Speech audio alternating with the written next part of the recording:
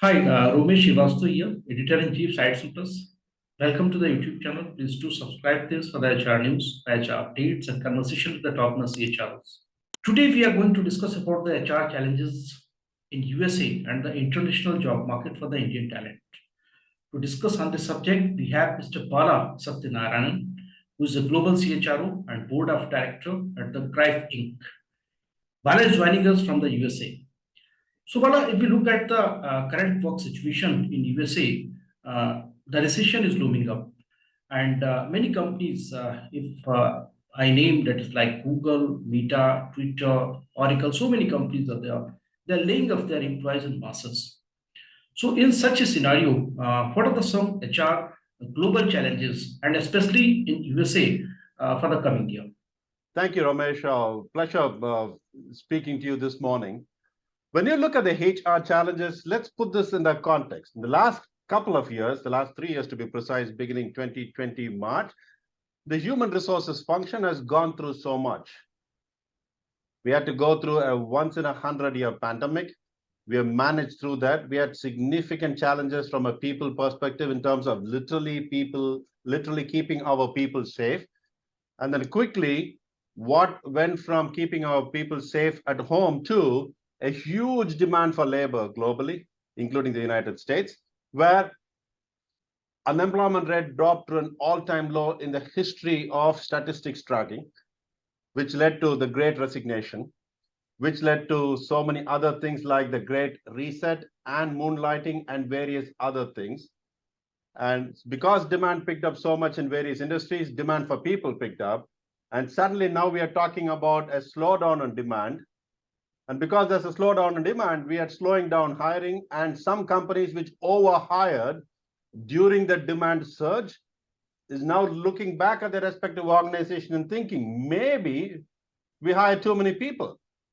And all the layoffs which you are hearing about, particularly in the tech sector, is because of the fact that traditional human resources practices, core practices of human resources like workforce planning, workforce management, was not done right at that point in time because they were so focused on just taking care of the needs of the managers and the demands of the organization. We forgot some of the HR basics. Now we are coming back to get back into the basics. So now the biggest challenge for HR is to getting back to the basics of getting HR done right in every major organizations. And the biggest culprits are the tech companies because they never did this right. And now they're waking up to the fact that, oh my goodness, I overhired, so let me fix this. So because I was knee-jerk reaction of hiring so much, now there's a knee-jerk reaction of firing a lot more than what they need to be firing. So, it's time for HR to get back to basics. Right. So, Bala, if we can refer here a report that is by the Gallup, and according to this report, around 50% of the US workforce, they are quite quitters, they are involved into quite quitting, they are not engaged. So their expectations are changed, and their perspective to looking at the job, their perspective to looking at the work, and their perspective to looking at workplace, that is changed. So in your realization, how do you realize this? What is this change, and how do you cope up with such situations? That's a great question, Ramesh. The quiet quitting is a new HR buzzword which is floating around. But let's be very honest about it. You and I know this well. Employees have been engaged, and every employer also knows employees in their employment not being engaged. Quiet quitting is a new buzzword. But if you look at, again, going back to the core of what human resources is, fundamentally, we used to talk about employee satisfaction. That's what you and I grew up in, that space where we want all our employees to be satisfied. It went from employee satisfaction to employee engagement. We want all our employees to be engaged so that the less disengaged employees we have, better the organization is. And research also shows that more engaged employees are, there is a direct correlation to customer satisfaction and direct correlation to financials. In fact, according to Gallup, for every engaged employee, there is a 1.4 times better financial returns and financial outcomes for an organization. From engagement now, we are talking about inspiration today. Quiet quitting is a concept which happened recently in the last 1 year because of the fact that people think they have been stretched a lot more. That's not very different from what used to be in the past. It's just that we keep throwing so many buzzwords at this concept and we think a buzzword might solve it. A buzzword is not going to solve it. Getting to the basics will solve it. Taking care of your employees, taking care of the employee needs, not just the needs, but also aspects of what inspires them and what engages them and motivates them. Let me give you a simple formula. E is equal to 1 today. Every employee wants to be treated as an individual who has their individual aspirations, and I've got some unique needs, so please take care of me. Your traditional HR approach of one size fits all to the entire workforce does not work anymore. So, one personal question to you, Bala. Where do you belong in India? I come from India. I come from the southern part of India, Chennai. So, when last you have been here in India, in Chennai? I come to India every 3 months. I'm on the board of Balmer Lowry Vanlier, which is a public company in India. So I make it a point to visit India for the board meetings. But more importantly, I stay extremely connected to India because of my various associations with various networks in India. That is great. That is great. So, as we are talking about the disengagement part, we are talking about some recession part. So, while discussion with some of the CHROs and also with the CHROs of other countries, so what the major challenge that is what we find out. That is the even the finding the right talent, the top talent, and then retaining. These are the top challenges, I think, as of now for the all the CHROs.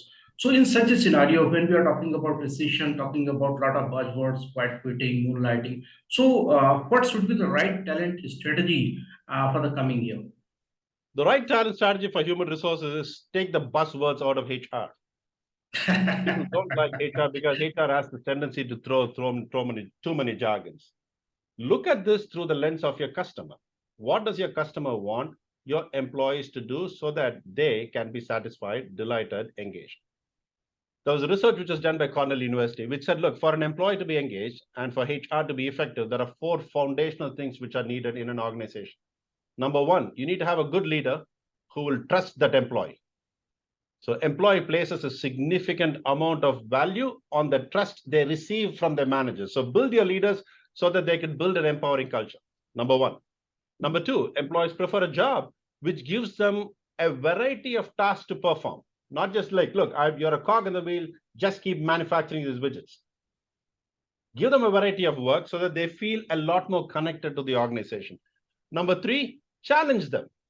Give them a job which requires high level of skills for the employee so that the employee not just feels stretched, but also feels more connected and also feel that they are growing in their respective organization. Last but not the least, empowerment. You need to build a culture where employees feel empowered. You're a salesperson selling to a customer. You should be in a position to make that decision in front of the customer so that you could close that sale. You're a customer service representative dealing with the customer challenge with the customer. You should feel that any decision you make in front of the customer at that point in time, your organization will stand behind you to support. So if you get these 4 foundational basics right, trust to the manager, variety of tasks, doing a job which requires high level of skills, and an empowered culture, you got the core of what HR needs to deliver to an organization done right. Ultimately, what is the role of HR? The role of HR is to deliver a workforce, an engaged, world-class, and a diverse workforce that can execute on a business strategy. Businesses do not execute strategy, people do. And that's our job. Absolutely. I would like to also discuss another scenario, what I have seen in last 2, 3 years. So there is a rise in demand of the Indian talent if we talk about in international market. So especially if we talk about the demand of Indian talent that is in kind of China, that is in Europe and East Asia countries. So how do you see this? What the reasons you find for this development? It's good for the country, for the India. So what the reasons you find? There is as an Indian, I'm extremely proud about that. There is a significant demand for high quality talent. And where does high quality talent come from? We produce Absolutely. high quality talent in India. And I've seen some of my own colleagues from my prior companies, be it Coca-Cola, Hewlett Packard, the companies I worked for, or companies like Unilever, where I've hired from, being seen as talent incubation engines. Across the world, Indian talent, high quality Indian talent coming from the best educational institutions in the country are in demand. Just because there is demand does not mean that you could take the demand for granted. Our job as potential candidates sitting in India having these global aspirations will be to build our skill sets in a way in which it is the best the world can ever find. So we need to find ways and means of not thinking that, look, I come from India, I come from the best institution, I went to the best company, I will get a job. No. You may come from India, you might have gone to the best institution, you might have worked for marquee blue chip companies. That doesn't mean that you will land, life is going to be handed to you on a platter. You need to improve your skills on a daily basis. Improve not just your technical skills, improve your soft skills. Improve your ability to connect with individuals in a way in which they see value and they see you as someone who they absolutely need to have in the organization for the organizations to be successful. That's a win-win combination. There is demand. Our supply needs to step up so that we can be the best which we are capable of being.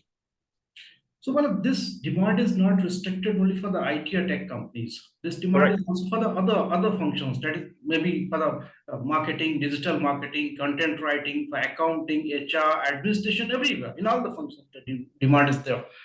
So, credit goes to whom? According to you, that is only the educational institutes. Do have any another other things like some multicultural? That there's so this is one of the reasons. What others other reasons you explore? That's a fantastic question. So I'll give you a personal example. So you asked me a question earlier, where do I come from? I come from Chennai, right? And I was born, raised in Chennai. I grew up in an ecosystem which made it possible for someone like me from an obscure part of Chennai can sit here as a C-suite executive of global Fortune 500 company. It is the ecosystem. My parents, my friends, my family, my brother, my sister, my professors, the schools I was lucky enough to go to, the engineering college I had the privilege of attending. And then the bosses I had at Otis Elevators, the bosses I had at Coca-Cola, the bosses I had at Hewlett-Packard. I was lucky to be at the right place at the right time, but that ecosystem goes a long way. And just because you happen to come from the ecosystem does not make you good. You need to put in that extra effort. You need to go out of the way to demonstrate that ambition, having that clarity of what you want to achieve, a focus on your career growth. We typically focus on the skills, which is all the skills you spoke about earlier. Skills alone is not going to be sufficient. You need to have the will, the desire, the drive. And when you have that skill combination with that will, that's a deadly combination. So that gets created in India. People who have the ambition and the drive make use of the opportunity and don't underestimate the importance of luck. But for luck to help you, you need to be prepared to make use of the lucky opportunity that comes along your way. And if you see also, I don't know the salary difference, but I think way back in around 2005 around. So that time the difference was of 100%. Means if you're working in India earning 1 lakh per month, then if you're going to any other country, other so that you can expect to just double. Now even the difference is narrowing. It is around 30 to 40%. But still, a lot of demand is there for the Indian talent. That's the best, I think, good. We are fortunate now, and this is the good time for the Indian talent as of now. You're absolutely right, because COVID changed all that. Right. What happened in the COVID, even in the United States, we used to have different bands for high-cost cities and low-cost cities. That doesn't exist anymore. So in the past, when I had to hire someone in New York, and when I had to hire someone in Alabama, there was a difference because New York is more expensive. Today, that differential has changed. Correct. If that differential can be narrowed between New York and Alabama, why can't that be changed between Washington and New Delhi? Absolutely, absolutely. That's what's happening. And if you look at the C-suite of Fortune 500 companies, there's no location differential. A C-suite executive of a Fortune 500 company, irrespective of where she or he is sitting, gets paid the same. So that will happen because location doesn't matter anymore. Absolutely. So in such a scenario, how do you see the job market for the Indian talent in USA in coming year, 2023? The job market for the Indian talent in the United States is extremely hot, extremely bright for the right skills. I'm not just talking about IT skills. As you said earlier, it is for HR, finance, IT, legal, marketing, digital skills, AI, machine learning, industrial engineering, production engineering, chemical, all this assumes that you have the right soft skills to communicate with a multicultural workforce you will be engaging with on a day-to-day basis. So fine-tuning and putting a nice, well-rounded individual in front of any hiring manager will ensure that that hiring manager will pick her or pick him, irrespective of which part of the world they come from. So, well, we have discussed about the global HR challenges. We have discussed about some buzzwords which are quite fitting, moonlighting. We have also discussed about the talent market for the Indian talent, international job market for the Indian talent. So, anything which you want to share as a concluding remark here? From a concluding remarks perspective, number one, thank you for the opportunity. Great to talk to you. Always a pleasure. I've known you for quite some time now, and I wish your YouTube channel the best and good success going forward into the future. I would leave you with this thought. Anyone listening to this conversation, just know that the sky is the limit. Know that that's the limit. Just because that's the limit does not mean that you will get there. You need to deliver. You need to do your day job. You need to deliver that with excellence in a way in which people see you as someone who can be trusted, someone who will inspire confidence in the work they do, so that they can provide you with an opportunity to keep growing again and again and again. Never underestimate the importance of delivering anything with excellence. However small that is, do that with excellence so that people start noticing.